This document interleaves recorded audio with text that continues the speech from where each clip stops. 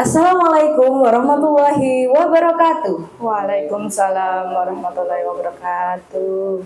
Oke, berjumpa lagi di Opini, obrolan penting hari ini, menambah wawasan di setiap obrolan. Oke, jadi hari ini kita memasuki opini di episode kedua. Nah, di sini untuk bintang tamu kali ini ada guru sekaligus terapis yaitu Ibu Diah Ayu Trihandayani. Halo. Oke, di sini akan membahas apa sih Bu untuk hari ini? Kita akan membahas tentang autis. Wah, dunia autis. Ya, Sepertinya sangat dunia menarik nih. Oke, langsung saja mungkin sebelumnya Bu Diah bisa diperkenalkan terlebih dahulu tentang Bu Diah ini. Ya, saya Diah Ayu Trihandayani. Saya guru sekaligus terapis di SLB Samudra Lavender. Oke, langsung saja ya Bu. Ya. Oke, yang pertama kali saya tanyakan di sini, apa sih Bu autis itu? Autis itu adalah disabilitas yang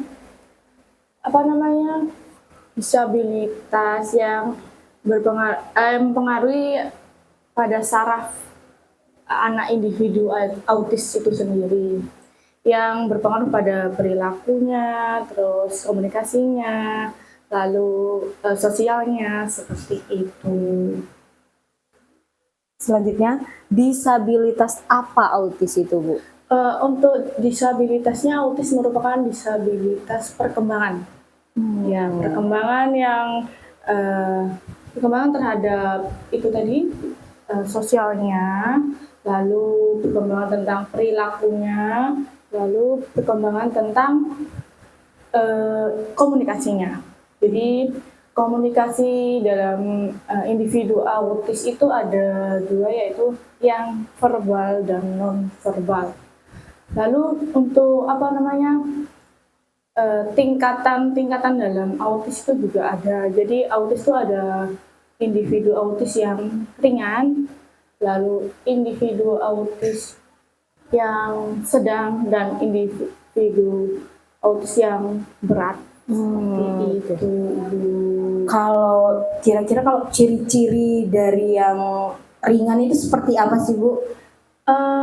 Ciri-cirinya tuh pada umumnya hampir sama ya. Kalau umumnya ringan, sedang, berat tuh hampir sama. Cuma mungkin lebih ke ini ya sih, perkembangannya mereka. Jadi seperti itu. Jadi umumnya kalau ciri-ciri dari anak-anak yang ringan itu mereka tuh bisa bicara.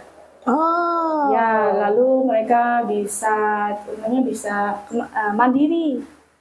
Bisa itu mandiri. Lalu untuk yang sedang itu rata-rata mereka masih belum patuh. Terus ada yang bisa bicara, yang verbal dan non verbal. Kalau yang berat tuh rata-rata biasanya kebanyakan memang yang non verbal, lalu masih membutuhkan bantuan dari orang tua, seperti itu. Oke. Bagaimana sih Bu ciri-ciri anak autis itu sendiri? Jadi gimana kita tahu itu anak autis atau bukan, atau mungkin saja bukan autis gitu? Cara membedakannya tuh bagaimana? Biasanya ciri-ciri itu dari perilakunya dulu Bu. Jadi biasanya anak-anak autis, individu autis itu mempunyai perilaku yang dia itu lebih suka main sendiri, contohnya seperti itu. Lalu suka fokus sama satu hal. Jadi tidak suka bermain bersama teman, jadi lebih suka menyendiri. Lalu kesulitan untuk berkomunikasi sosialnya, interaksi sosialnya bersama teman itu sedikit, mereka susah untuk menyampaikan, seperti itu. Lalu dari apa namanya ini tadi komunikasi ya, perilaku, yaitu perilaku. Terus interaktif tadi kan juga saya membahas interaksi sosialnya juga ya. yang susah untuk berkomunikasi dengan orang lain. Perilakunya yang kadang ada beberapa ciri seperti flapping, yang tangannya gepak-gepak gitu. Nah, seperti itu punya gerakan tersendiri, beda-beda tiap anak karena memang anak autis itu mempunyai spektrum, punya keunikan sendiri-sendiri. Seperti itu. Oke, selanjutnya yang ingin saya tanyakan di sini itu Bu, apa sih penyebab anak-anak autis itu? Karena kalau dilihat-lihat sekarang ini sepertinya jumlahnya tuh semakin meningkat semakin tahunnya itu. Untuk penyebabnya masih belum pasti ya, belum satu penyebab yang memungkinkan anak itu menjadi autis belum pasti. Tapi resiko besar itu yang pertama adalah saat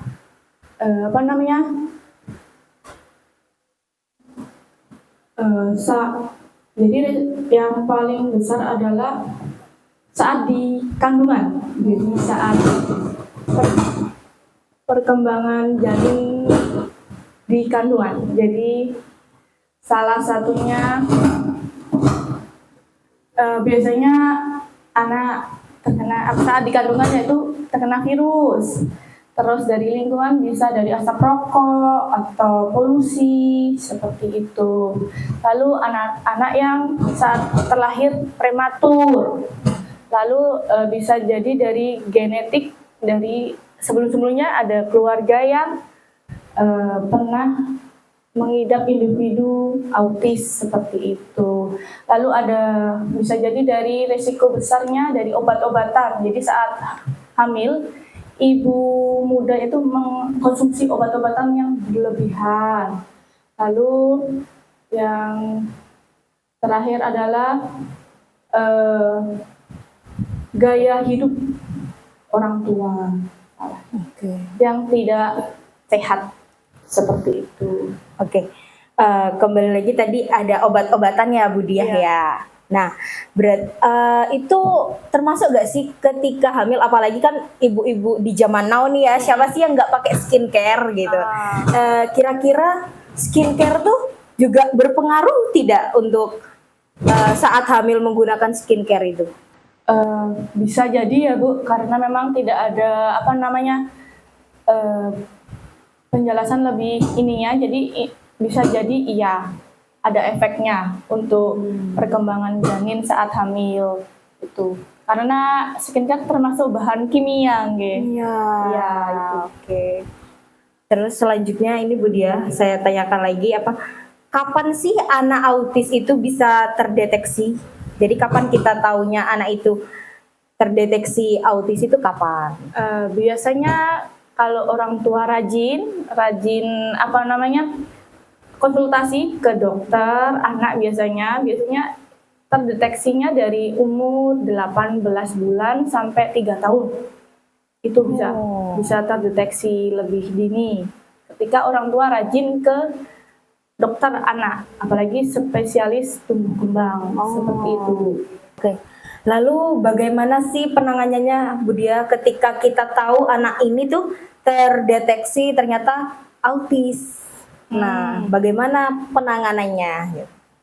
Penanganannya pasti harus konsultasi ke pihak profesional yaitu dokter, lalu ke psikolog. Kemudian kita akan mengajukan untuk anak biasanya terapi. Ya, terus biasanya juga penanganannya agar anak lebih progresnya naik, biasanya di makanan. Jadi biasanya ada diet makanan gitu. Lalu bisa juga yang terakhir yaitu disekolahkan. Disekolahkan di sekolah khusus atau di inklusif. Tergantung ini sih individu anak ini yang autis ringan, sedang atau berat seperti itu. Kembali lagi individunya sendiri-sendiri, Ibu. Oke. Lalu kira-kira usia berapa sih Bu anak itu bisa diterapi atau bahkan sekolahnya kira-kira itu usia berapa yang baik? Untuk terapi sendiri bisa lebih dini ya Ibu. Biasanya dari umur 2 tahun sampai 3 tahun ke atas tuh lebih bagus untuk masuk ke atau diterapikan. Yaitu di golden age-nya itu kan dari umur-umur dari 2 tahun sampai puncaknya 7 tahun ya. Ya seperti itu. Yang pasti sejak dini lebih baik untuk menangani anak-anak individu autis ini. Oke.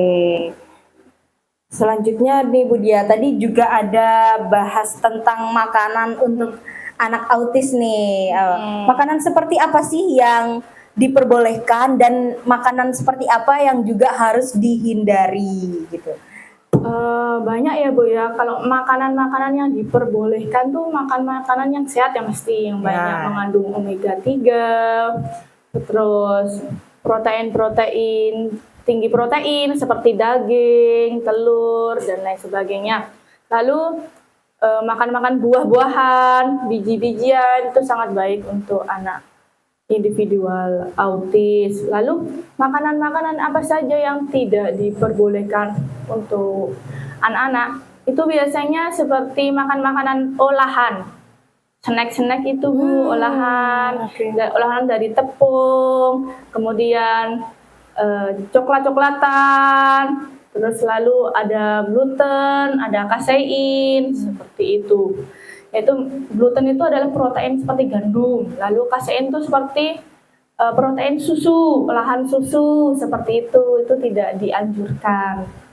Karena dari pengalaman orang tua sendiri, biasanya anak yang diet kasein, gluten itu anaknya lebih tenang, lebih bisa lebih patuh juga, seperti itu.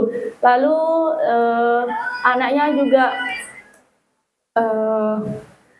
juga lebih fokus karena memang anak individual autis ini memang terkena oleh kontak mata yang jarang.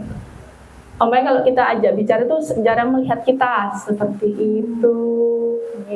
Oke, Bu Dia. Lalu kan sekarang itu bukan hanya autis aja, tapi ada itu hiperaktif atau ADHD ya Bu ya. Iya. Nah, kalau dilihat dari gejalanya tuh kan hampir sama nih Bu, terkait ADHD sama autis itu tuh apa sih, adakah bedanya antara autis sama hiperaktif ini? Kalau ada bedanya tuh di sebelah mananya? Soalnya kan kalau di gejala awal tuh hampir sama ya Bu Iya, ya. betul. Jadi bingung tuh, mungkin ada beberapa audien di sini yang juga masih bingung antara ini anak ADHD atau autis ya gitu. Walaupun padahalnya kan memang kita tidak mungkin bisa menjudge anak ini ADHD, anak ini autis, semuanya memang harus ke dokter dulu ya Bu betul, ya. betul. Jadi bagaimana kira-kira hal yang paling mudah untuk membedakan anak ini autis atau ADHD Bu, perbedaannya? Baik Bu Dini, perlu digarisbawahi lagi memang untuk kita bisa mengatakan anak ini autis, anak ini ADHD, memang bukan kita sebagai terapis atau sebagai guru, tapi yang bisa mengatakan seperti itu adalah pihak profesional, yaitu psikolog ataupun dokter tumbuh kembang anak.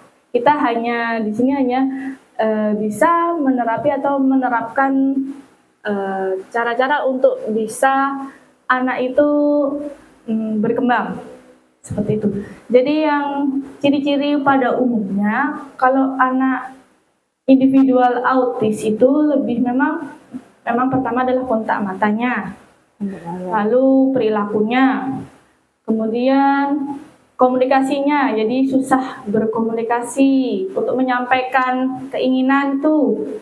Lalu untuk memulai pembicaraan tuh susah, lalu tidak bisa membedakan ekspresi. Jadi ketika orang mengekspresikan senang, sedih, bahagia, mereka belum bisa membedakan itu. Lalu individual autis itu untuk tadi komunikasi, lalu perilakunya yang suka berulang-ulang, yang tadi ada flapping atau gerakan-gerakan lain, karena memang tiap individual autis itu mempunyai gerakan tersendiri, tapi pada umumnya adalah flapping, yang seperti terbang gitu. Lalu untuk anak-anak ADHD itu hampir sama, ya, di kontak mata, fokus.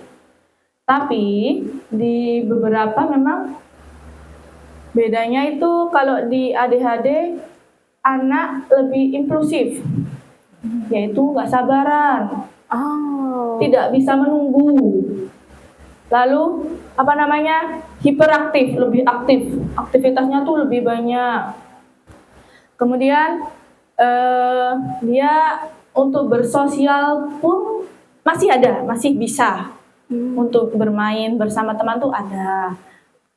Ya itu tadi perbedaannya. Tapi di sini ada beberapa anak yang memang hampir dia itu mengidap autis juga, tapi juga ada individu ADHD-nya juga.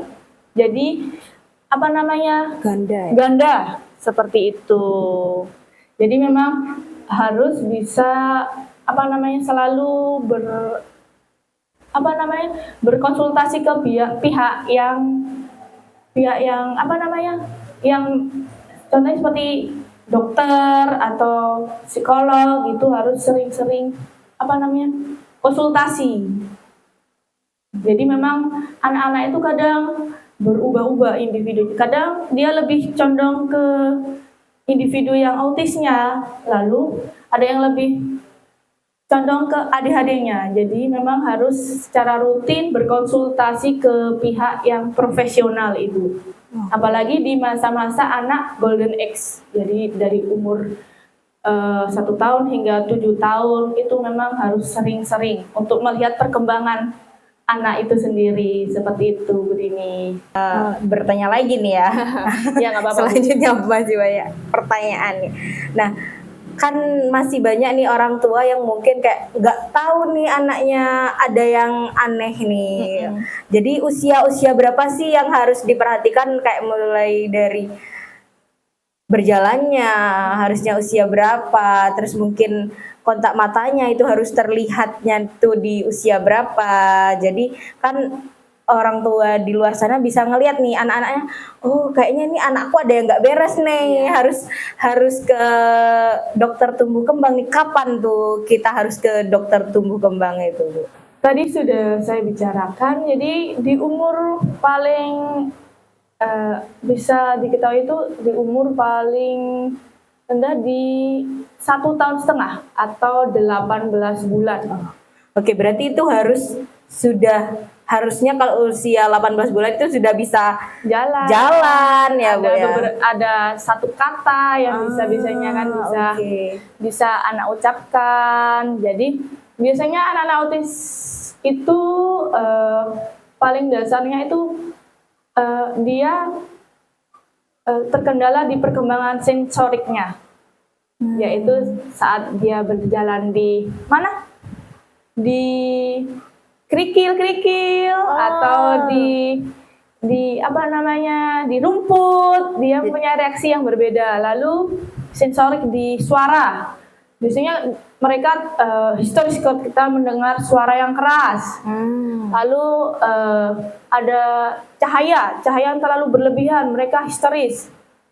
Nah, di situ beberapa hal yang tidak biasa. Harusnya orang tua lebih aware kepada anak-anaknya ketika ada yang berbeda dengan anak-anaknya. Mohon untuk segera diperiksakan ke pihak yang profesional atau berkonsultasi dengan dokter tumbuh kembang anak. Oke, artinya orang tua tuh harus lebih peduli ya, Bu, ya. Betul sekali, Ibu. Jadi memang kita sebagai orang tua itu harus peduli tentang perkembangan anak. Jadi contohnya umur 1 tahun tuh anak harus sudah bisa apa aja, umur 2 tahun tuh anak sudah bisa aja apa saja, seperti itu Bu, dan seterusnya. Karena memang yang lebih tahu itu kan orang tua. Nah, Ya, jadi yang setiap hari 24 jam anak itu kan bersama orang tua. Benar. Seperti itu. mungkin ada tanggapan nih Bu untuk orang tua di luar sana yang sebenarnya tahu nih kondisi anaknya kayak ada sesuatu yang berbeda. Nah, tapi karena mungkin ada masih sedikit ego dari orang tuanya, kayak lebih menahan anaknya di rumah saja, tidak dibawa kemana-mana. Jadi ya udah di rumah aja, itu bagaimana tanggapannya nih Bu? Kira-kira baiknya bagaimana begitu? Tanggapannya gimana ya? Memang orang tua itu penerimaannya dulu ya, yang paling awal. Ketika orang tua sudah tahu anaknya berbeda, lalu sudah tahu anaknya terdiagnosa apa, memang yang peran paling utama adalah orang tua. Ketika orang tua legowo, orang tua berusaha, bagaimana sih anak saya seperti ini, tapi gimana bisa berkembang? Ya kembali lagi ke orang tua, bagaimana orang tua bisa mengembangkan anak-anak individual autis ini. Jadi memang anak individual autis ini sangat unik. Uniknya apa Ibu? Karena anak autis ini biasanya dari bangun tidur sampai dia tidur lagi itulah belajar.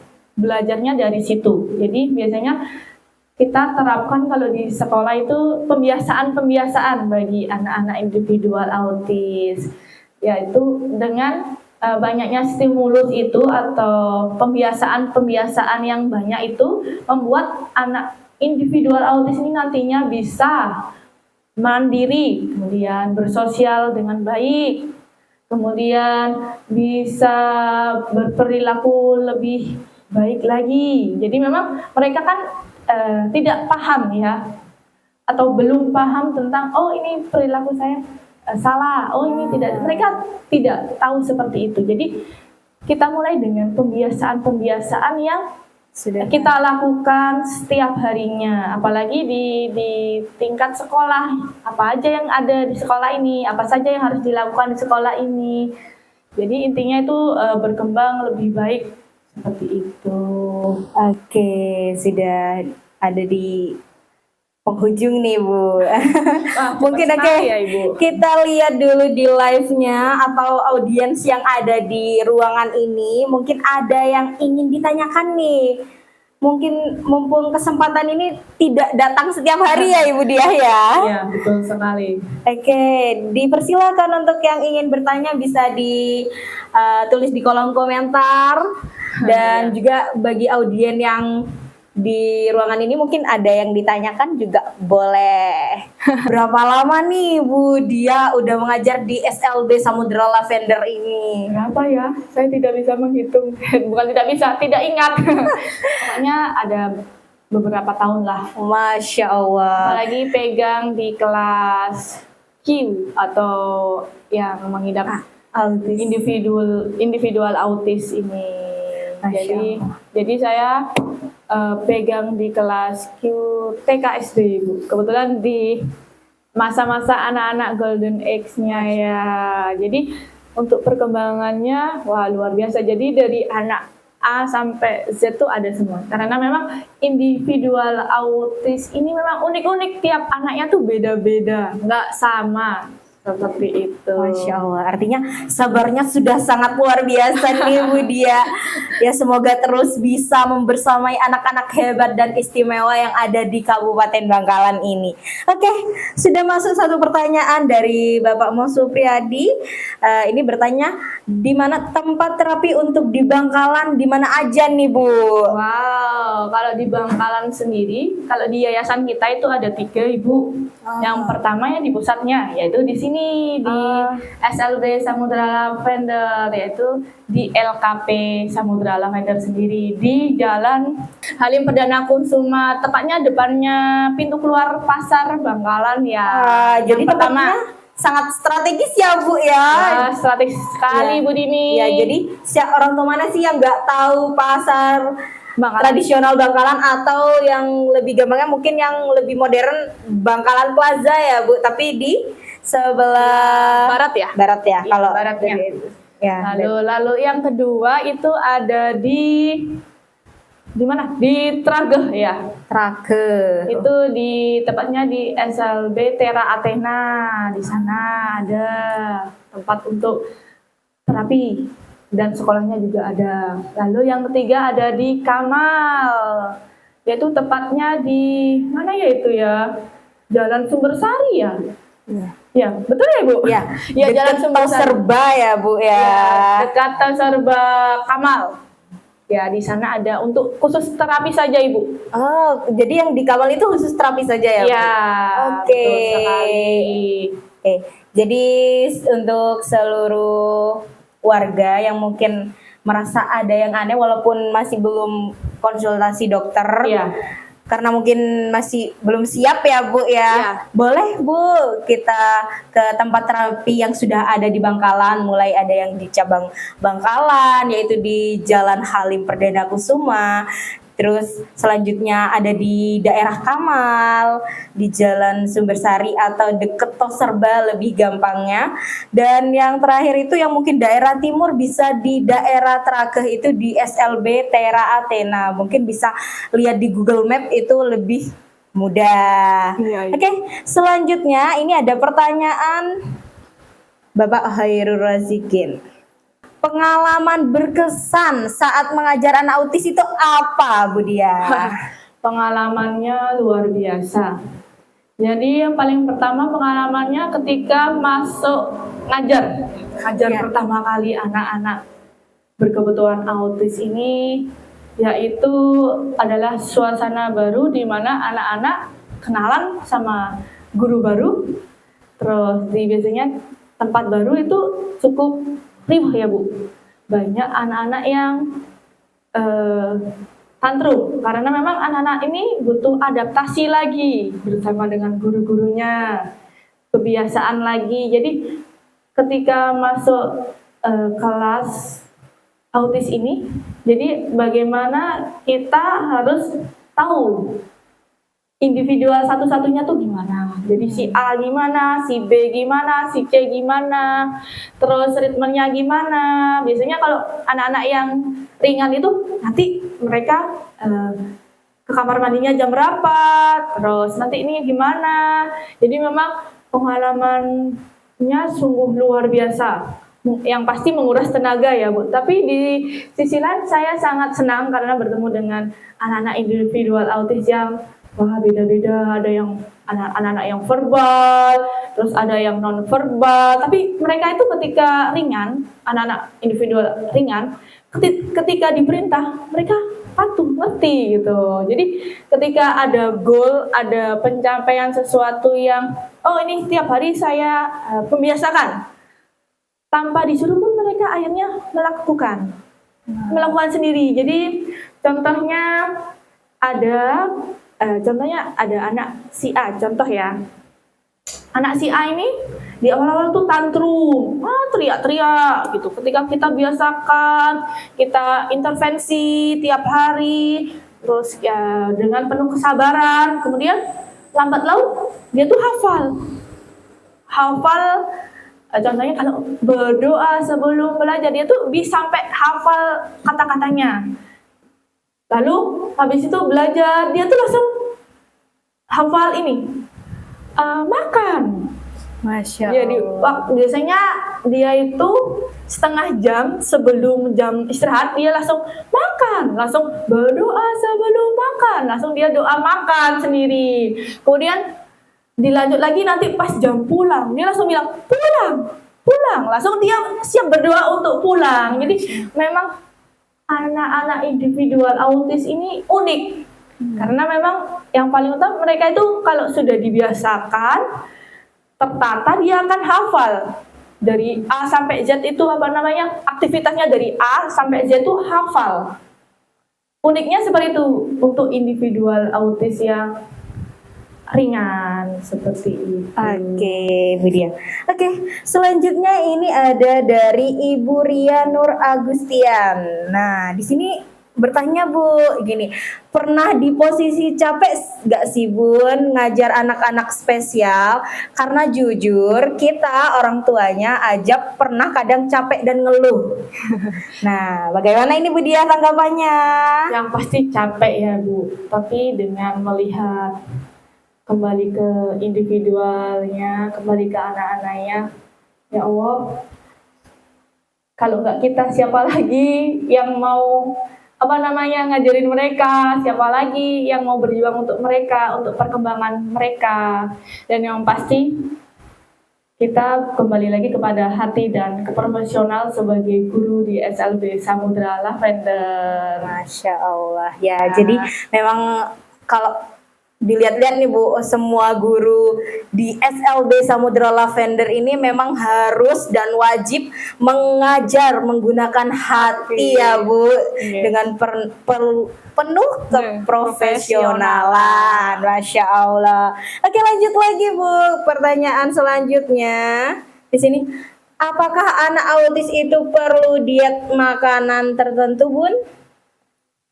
Perlu sekali Bu, tadi kan sudah disebutkan seperti kasein, gluten. Jadi kasein itu protein susu, yaitu olahan susu itu kurang baik untuk anak-anak individual autis. Kemudian gandum, tepung-tepungan itu, roti-rotian itu kurang baik juga untuk perkembangan individual autis, karena dari kita sering memberikan kasein, gluten itu tadi nanti akan membuat saraf-saraf yang ada di otak itu putus. Akhirnya berakibat pada tingkah laku anak yang tidak kondusif, terus tantrum, kemudian tidak fokus, terus lambat bicara, itu salah satunya. Jadi ada beberapa memang pengalaman dari orang tua individual autis ketika mereka diet gluten, kasein itu ada perbedaannya dari anak-anak yang tidak diet. Jadi itu tadi, kalau diet anak-anak tuh lebih lebih bisa diarahkan, terus kontak mata ada, terus perilaku lebih meredam ya, terus tidak jarang tantrum juga, itu dia. Terus itu aja Bu, sepertinya. Oke, nah lagi nih Bu, dari Bu Andriani Laili nanya, tadi kan sempat bahas tantrum ya Bu ya. Nah, kira-kira bagaimana sih tipsnya untuk menangani atau meredam emosi anak-anak yang sedang tantrum? Kalau meredam, menanganinya, mungkin kita tunggu sampai emosinya terlampiaskan dulu ya Bu, karena memang kita garis bawahi anak-anak yang tantrum ini kita harus cari garis benangnya dulu. Kok anak ini tantrum tuh gimana? Apa karena tidurnya yang tidak teratur, kemudian atau makanannya yang tadi terlalu banyak gluten, kasein, coklat, susu, ciki-cikian, atau kembali lagi pada memang kondisinya lagi ini nggak mood seperti itu karena dipaksa, contohnya seperti itu. Ada pertanyaan dari Ibu Indra Hartanta, bagaimana sistem pembelajaran di SLB Samudra Lavender ini Bu, supaya masyarakat mempunyai pandangan untuk menyekolahkan anak-anak hebatnya yang anak-anak istimewanya ini di sini gitu. Jadi dari sekolah sendiri ya, yang pasti kita sering, ataupun guru-guru kita juga sering woro-woro ke lingkungan sekitar, yang pasti bahwa memang anak-anak berkebutuhan khusus ini harusnya disekolahkan. Dan sekolah yang ada di Bangkalan itu ya ada di Kabupaten Bangkalan, di Kota Bangkalan ya, itu ada di SLB Samudra Lavender sendiri.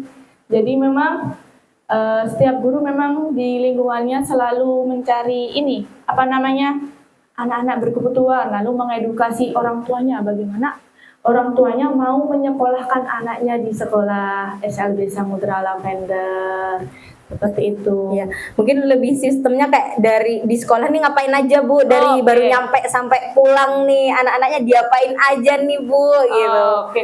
Biasanya kita lakukan pembiasaan Ibu. Contohnya kalau dari pagi itu selalu kita selalu laksanakan kegiatan apel.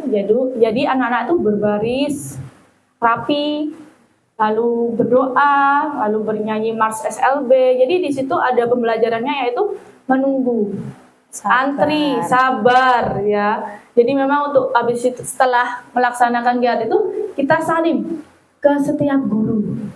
Jadi giliran. Jadi biasanya dari paling ujung dulu, dari SD dulu, baru nanti ke SMA pasca lulusnya. Jadi memang di situ kita diajarkan untuk sabar, antri, kemudian pembiasaan dari cium tangan, mengucapkan salam, assalamualaikum, seperti itu. Lalu kita masuk ke kelas masing-masing ya Bu. Jadi sebelum masuk kelas itu ada pembiasaan lagi Bu, yaitu melepas dan menata sepatu di rak sepatu. Jadi dibiasakan selalu menata di tempat atau di rak sepatu. Kemudian baru kita masuk. Ketika masuk kita diajarkan bagi anak-anak yang biasanya udah mandiri tuh ambil meja sendiri. Jadi mejanya tuh diambil sendiri-sendiri, diletakkan di tempat duduknya sendiri-sendiri. Lalu di kelas diajarkan beberapa pembiasaan-pembiasaan yang memang dikhususkan untuk anak-anak disabilitas sesuai dengan ketunaannya, seperti itu. Lalu di terakhir mau pulang itu kita ada kegiatan yang namanya sholat berjamaah duhur. Jadi memang kalau SD itu kan memang pulangnya jam 12. Lalu kalau untuk yang SMP, SMA pasca lulus tuh jam 3. Jadi pembiasaan di kelas SD itu sholat berjamaah bersama-sama. Jadi dari wudhunya, baca niat wudhu, lalu sholat berjamaah di situ. Di situ pembiasaan-pembiasaan yang selalu kita lakukan di SLB Samudra Lavender. Kalau yang tingkat SMP SMA-nya Bu setelah sholat ini?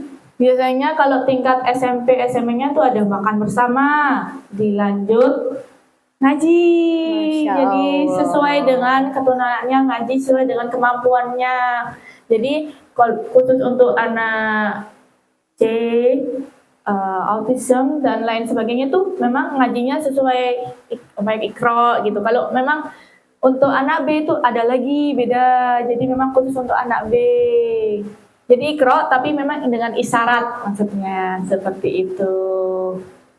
Lalu dilanjut setelah mengaji itu anak-anak melaksanakan kegiatan ekstrakurikuler. Jadi sesuai dengan kebutuhan, ketunaan anak-anak dan kemampuan anak-anak itu dipisah-pisah, ada ekstrakurikulernya. Di sini banyak sekali Bu ekstrakurikulernya sampai saya tidak bisa menyebutkan karena banyaknya ya.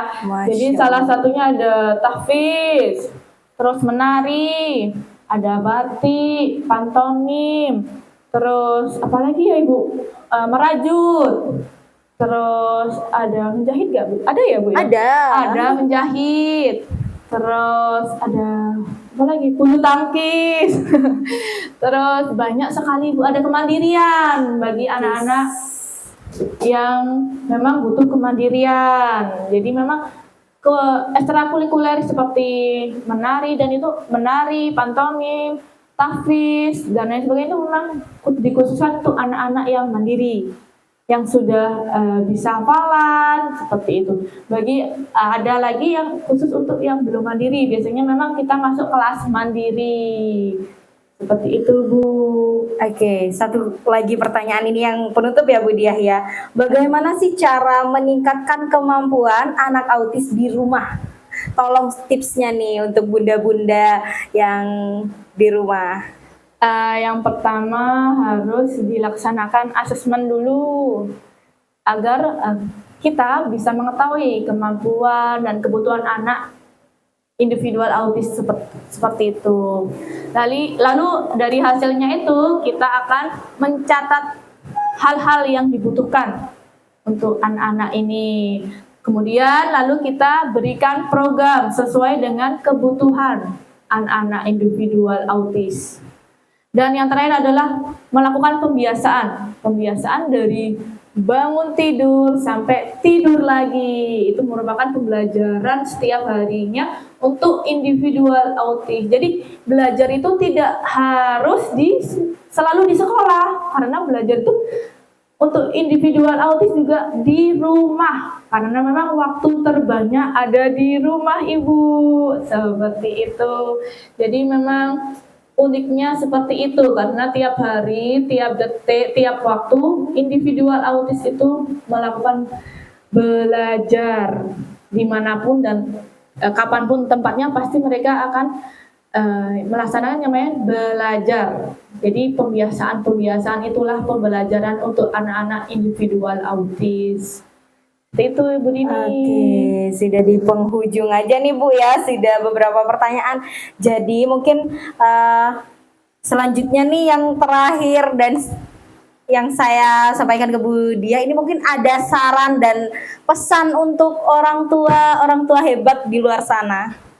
Pesan-pesannya yang pasti harus sabar dan semangat untuk kita semua, karena saya